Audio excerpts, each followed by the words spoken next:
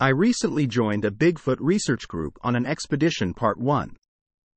I will be watching this and updating it, especially as I get more updates from the research group regarding our findings. I have been interested in the Bigfoot phenomenon since I was a little kid. I believe something is going on, but I am not sure what. And so, that is what I am trying to decide for myself. I recently joined a research group on a 3-day expedition near the West Virginia border. I joined to find some answers, see what other researchers were like, and see if I could have my own experience.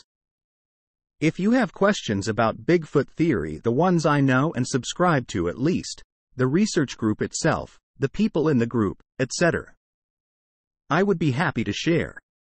Last week, I posted about this and collected some questions. So my mind was fresh, and I could do some research, look at my footage ahead of time. These are those questions done.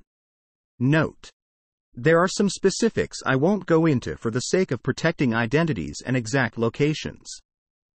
Frequently asked questions. Do you possess high-quality photography equipment? Big Marty hat. For sure. I came armed to the visual, audio teeth, at least as much as my budget allowed. I bought a mall vest, lots of loops, and customized it to hold all of my equipment so I couldn't miss anything, whether it was just a sound, a hoax, or a real Bigfoot something. And I made everything as hands-free as possible. I have a GoPro Fusion 360 and a Zoom H3 VR 360 recorder. I mounted them on a pole which is attached to the back of the vest and elevated a little above my head. They were powered by power banks. The GoPro could record for about 5 hours and the Zoom could record it pretty much until the batteries die. They were running pretty much at all times during our activities, so I couldn't miss anything. My main camera is a Blackmagic Design Pocket 4K with a Sigma 18-35 lens. I brought several SSDs and could record for about 8 hours per SSD. It was designed to be attached to the vest as well so that even if I let go of it, it's aiming straight forward. I didn't get to use it this time. I'll explain more about it later. The group used red LED headlamps to see in the dark. I brought 2 powerful red LED flashlights that were at least 3 times as bright as the headlamps. They are rechargeable and can be powered by power banks. They are mounted to the shoulders of the vest. So, all in all, my vest was designed so that even if I didn't see or hear something, it would be picked up.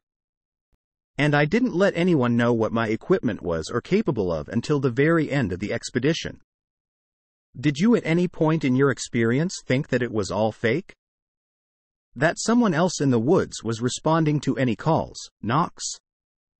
That was something I was specifically looking for when we came. It's always possible, but I didn't see anything fishy going on. And I didn't get the impression from anyone there that they would be hoaxing anything. Everyone there seemed genuine and honest. What were your observations about the level of professionalism of your group? Were they a bunch of rednecks making ridiculous Bigfoot calls in the night and shining flashlights everywhere? Or were they woo-woo types trying to connect with the creature spiritually? Scourge wisdom. I am going to expound on the question a bit more than you were probably asking for. Professionalism.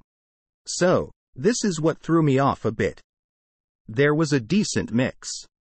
Some were experienced researchers not just in Bigfoot stuff. But they do it in their actual secular work. Several had their own experiences, whether physical or more spiritual paranormal. And some were like me, brand new to it, never had a personal experience, and wanted to see if they could get some answers. But no one was acting stupid or immature or anything like that. That said, there seemed to be a lack of audio, video equipment by many of the researchers, attendees. The serious researchers had some stuff and were well experienced on a lot of things. But, as for the majority, it seemed like they came ill-equipped by comparison. Some had audio recorders and maybe a GoPro, but they were low-key about it. rather than there being an overarching goal of, okay, we're all here to find this thing. It felt like most were there to have an experience rather than sharing evidence of that experience. Which was frustrating at times because I came to take it seriously. But, admittedly, it was put together to be enjoyable for everyone there.